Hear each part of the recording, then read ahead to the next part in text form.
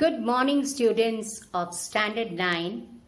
Welcome to today's English Literature class, chapter number 3, part 2 of the poem The Village School Master. In the previous video, we had gone through the qualities of a good teacher. We had read about the role of a good teacher and who a teacher is, the understanding of the word teacher, right? Today we are going to continue with the poem. Before that, we will just be touching upon the poet and what made him write this poem. This poem is written by Oliver Goldsmith. All right? Now, what do you think this picture shows? Yes, it is a village school. Very good. Does it tell you about our school? Is our school like this? No. This is a village school. Very good. Now, this is the village school master. You can see in the picture there. And this is how in the Irish village where the school was located, the master was dressed in this kind of an attire. And this is a village school master as shown in the picture.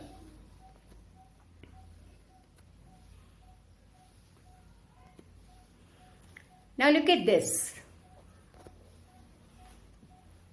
Where is this school? Wonderful. Yes, it is our school at Hosadoddi. Very good. And what is this? You can see the masters and the children who won the prize in the Olympiad, Maths Olympiad. And these are the school masters to show the picture. So you can see your school and the school that you saw in the previous slide. And you can see how a rural school looks here and in the other place in that Irish village. Very good. Now we move on to this picture. This is one of the plays of Oliver Goldsmith and a picture from there. Oliver Goldsmith, who is he? He is the poet. You can see him there. An Irish novelist, playwright who is best known for his novel, The Vicar of Wakefield. Novelist means one who writes big books, story books. And the name of his novel is The Vicar of Wakefield. He's a playwright, means he writes plays also. Plays means not games. Plays here means for dramas. He writes plays and they act like you all acted in the school, no? Akbar and Birbal, not Akbar. Yes, you all did the drama, right? So similarly, the drama is called playwright. The play is writing a play. He was born on 10th November 1728 in Ireland. What is wrong here? Very good.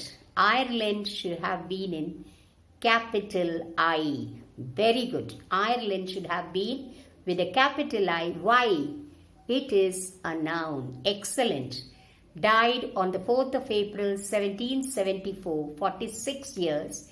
Education he got at Leiden University, Trinity London College of Dublin 1750 and the University of Edinburgh. Now his works, what work he did. Oliver Goldsmith has authored many books. He has written plays, he has written some poems, okay, and a novel, and some novels. The novel that he wrote is called The Vicar of Wakefield. The plays that he wrote two plays, The Good-Natured Man, She Stoops to Conquer. These are two I have given you here. There might be more. And one poem that he wrote was The Deserted Village. The Deserted Village. Now you can see the pictures of these books over here. This is the complete poetical works of Oliver Goldsmith, poet, whatever work he had written in poetry. She Stoops to Conquer. This is a play he had written. And the other one is, again, the same thing. She Stoops to Conquer. Picture from that. Oliver Goldsmith. Can you see? This is again a picture from one of his plays only. She Stoops to Conquer. Next, we are starting with the village school master. Is that clear? We are starting with the village school master. Beside yon straggling fence that skirts the way. Now, first of all, children, understand that this poem has been written by Oliver Goldsmith in order to tell his experiences as a student taught by this schoolmaster. First, let me read the first few lines of the poem and then I shall explain it to you as we proceed. Beside yon straggling fence that skirts the way, with blossom firs unprofitably gay, there in his mansion skilled to rule, the village master taught his little school. A man severe he was and stern to view. I knew him well and every truant knew. Well had the boarding tremblers learned to trace the day's disasters in his morning face. So these are the first 8 lines in the poem. There are no stanzas here in this poem. Though I might have mentioned first stanza, second stanza, I might have mentioned. But there are no stanzas as such. It's a 24-line poem. The first thing I would like you to observe the rhyming words is way, gay, rule, school, view, new, trace, face. And another thing that I would like you to see in the poem in these 8 lines is wherever there is an E, it has been missed out and you can see an apostrophe there, blossomed, skilled. Okay, so this is the way they pronounce there, and as a result of that you can see those words learned, learned, that E is missing. So here apostrophe has been put. Now, to explain the meaning of these lines, beside yon straggling fence that skirts the way, the poet Oliver Goldsmith is remembering with gratitude the wonderful days he had as a child in this school, which was situated in a rural Irish village, Lissoy. Okay, and this is an extract, this poem is an extract from the big poem that he had written, or the work that he had done, The Deserted Village. What is the meaning of deserted village? Nobody cared for. It was nobody bothered about that village. Nobody really went over there much. It was something that was not used regularly. Deserted means abandoned. Okay, so in this village, he grew up there and he studied in this school, and he remembers vividly, means very clearly, the school master that he had. And he is explaining to us his feelings about his master and how he saw various combinations of behavior in his master. So at first he describes this village, which is an imaginary village, Auburn, that's what it is called. In this village, he's mentioning certain things. So he says there was a fence, around, and in that fence, there was what is a fence? Something that you grow around the boundary wall. Like there's no boundary wall. You just put some plants so that it demarcates another land from the school land. So he had put, there was a straggling fence. Yon means over there. Over there, beside the fence that was there, that skirts the way, means that came into the village path, the road where they were walking, with blossomed firs unprofitably gay. Blossom firs means the grass also was growing there, and the grass was growing in such a way that there were many flowers which were blooming on it. Nobody bothered about this place or this fence or the grass. It was unattended to, and therefore it was unprofitable. Unprofitable means it was not put to any use. There in his mansion, skill to rule. What is a mansion? A mansion actually is a palace, a huge palace. So this school is like a big palace in which the master ruled. And how did he rule? Skilled. He was not someone who was very, okay, take it for granted. He knew how to bring his students under control. He knew how to discipline the children, and he knew how to manage the school. He was very skilled at his work. Skilled means very, very good at his work. The village master taught his little school. Did he teach the school? Do you teach the school, children? No, he taught the children in the school.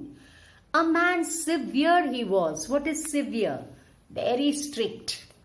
Severe means someone who is very, very strict and stern to view. And when you looked at him also, you could see he had a very strict appearance. He did not look all coy, or he was not very friendly, or he looked quite strict. I knew him well, and every truant knew. Who is this I? It's Oliver Goldsmith. He said, I knew him very well. I knew the schoolmaster. And not only me, everyone in the class knew him. Truant means one who stays away from home, not going to school without permission. No leave letter.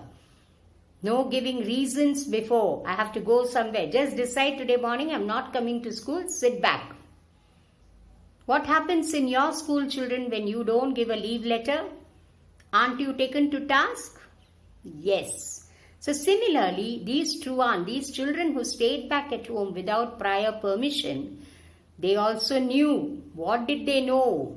Well had the boarding tremblers. They knew when they came back. They might have taken off for some 4-5 days because they didn't feel like coming to school. The day they came back, these people really trembling. They were trembling, predicting what? They learned to trace. From his face they could make out the expressions on his face. They were able to mark or read the day's disasters in his morning face. What could they read? That, my goodness, we are heading for some problem. Today, the master is going to take us to task. Either he is going to scold us or he is going to punish us. He is going to take it out on us. Why? Because we have not come to school these days. Without permission, we took off. So, I'm just giving you a summary of these lines. Thomas Paddy Bryan was the village school master. What was his name? Thomas Paddy Bryan. And he taught the poet Oliver Goldsmith. The poet remembers the school and describes the schoolmaster in this poem. The village schoolmaster taught in a small school at Lissoy, an Irish village. The village described is Auburn, an imaginary village. Meaning of that line, those few lines.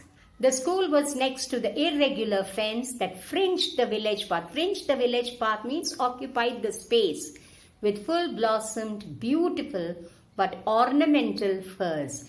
Beautiful, looked very beautiful, but it was all ornamental. Ornamental means you treat it, what is an ornament? You wear it only to decorate yourselves. You don't wear it permanently, right? So like that, it was there. Nobody used it. On the grass that grew wild. In other words, the school had a lush grass fence with flowers that went round, which absolutely served no purpose, as it was not profitable, as nobody admired it. If you admire something, you will use it, right? Now, here you can see the school was the mansion where the village schoolmaster skillfully ruled his students. He was an able, strict, stern person known well by his students. His face clearly expressed his emotions, his anger. You could see his face and say whether he was angry, happy, he was going to shout, what words he would use.